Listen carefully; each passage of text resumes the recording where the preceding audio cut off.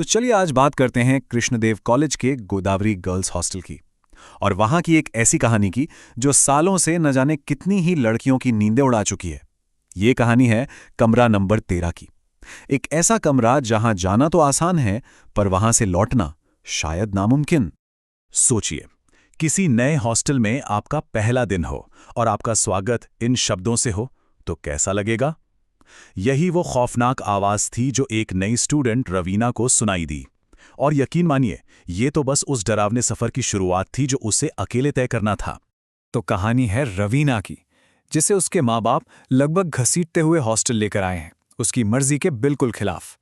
रवीना की हर मिन्नत, हर दलील को वो बस बहाना समझकर अनसुना कर रहे हैं और उसे सीधा उसी कमरे की तरफ ले जा रहे हैं जिसका नाम लेने से भी सब कांपते हैं। और यहीं पे कहानी का जो असली टकराव है ना, वो साफ दिखता है।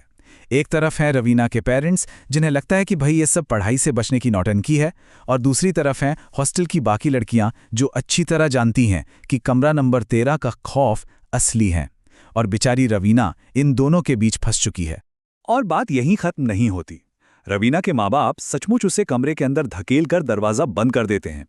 हद तो तब हो जाती है जब एक लड़की दौड़कर उन्हें वार्निंग देने आती है तो वे उसे अंधविश्वासी कहकर टाल देते हैं। रवीना अब पूरी तरह से अकेली है, अपने डर के साथ उस कमरे में कैद।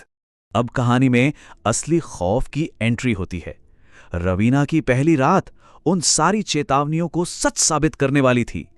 कमरे में जो एक अजीब सी बेचैनी थी, वो बहुत जल्द एक भयानक आतंक में बदलने वाली थी। शुरुआत में तो ऐसा लगता है जैसे ये सब रैगिंग का हिस्सा है। दरवाजे पर जोर से कोई दस्तक देता है, लेकिन बाहर कोई नहीं होता सिवाय कुछ सीनियर्स के जो उसका मजाक उड़ा रहे होते हैं। लेकिन फिर आधी रात को जब वो अपने बिस्तर पर अकेली रो रही होती है, उसे कमरे के अंदर से ही किसी और के रोने की आवाज सुनाई देती है, बिल्कुल उसकी सिसकियों की नकल करते हुए। अगली रात डर एक लेवल और ऊपर चला जाता है। रवीना सो रही होती है जब एक आवाज उसे जगाती है। तभी बिस्तर के नीचे से एक परछाई निकलती है और तेजी से दीवारों पर दौड़ने लगती है। रवीना घबराकर दरवाजे की तरफ भागती है, पर दरवाजा अपने आप लॉक हो चुका है। वो अंदर फंस चुकी है। पूरी तरह से अकेली और डरी हुई रवीना अपनी आखिरी उम्मीद अपने पिता को फोन करती है। वो रोती है, गिड़गिड़ाती है, कहती है कि मुझे यहां से ले जाओ, ये कमरा ठीक नहीं है। लेकिन उसका पिता उसकी सारी बातों को नौटंकी कहकर फोन काट देता है। अब ये साफ हो चुका था, उसे बचाने वाला कोई नहीं। तभी अंधेरे में उसे अपनी दोस्त संजना दिखाई देती है। एक पल के लिए उसे राहत मिलती है, लेकिन फिर संजना जो कहती है उससे उसकी रूह कांप जाती है। ये कोई दोस्ताना चेतावनी नहीं थी, ये एक भयानक धमकी थी। और फिर आता है कहानी का सबसे डरावना मोड़।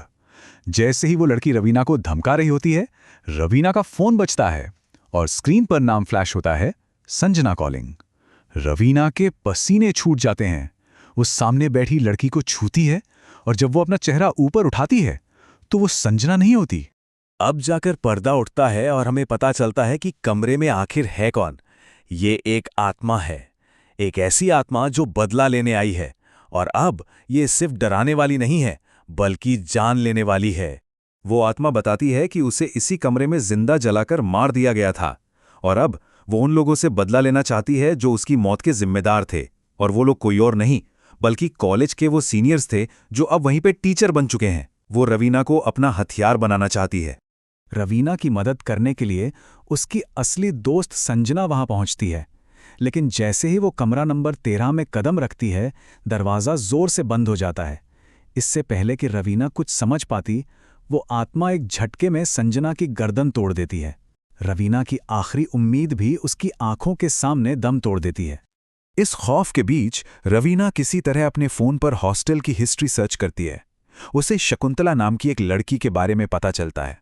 ऑफिशियल कहानी यह है कि वो दिमागी तौर पर ठीक नहीं थी और प्यार में ठुकराए जाने के बाद उसने खुद को और एक लड़के को आग लगा ली थी, जिसमें उसकी मौत हो गई। लेकिन आत्मा की कहानी कुछ और ही है।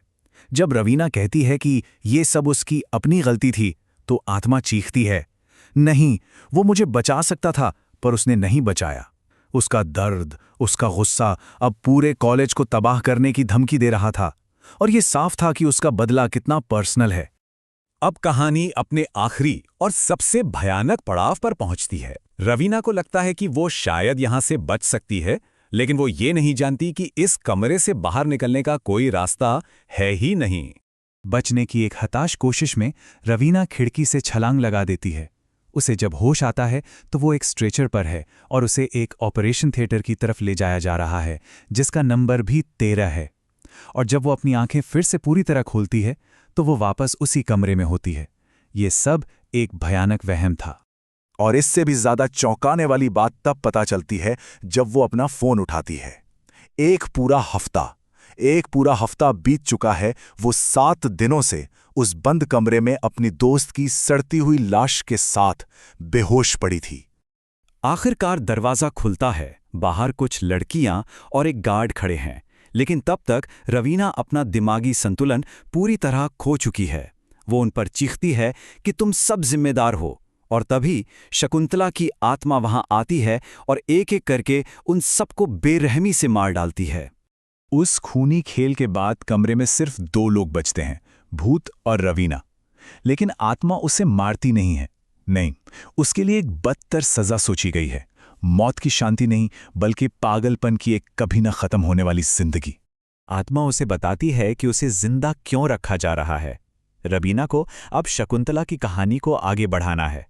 वो अब कमरा नंबर 13 की नई पागल लड़की बनेगी, जो ये पक्का करेगी कि ये खौफनाक किंवदंती कभी खत्म ना हो।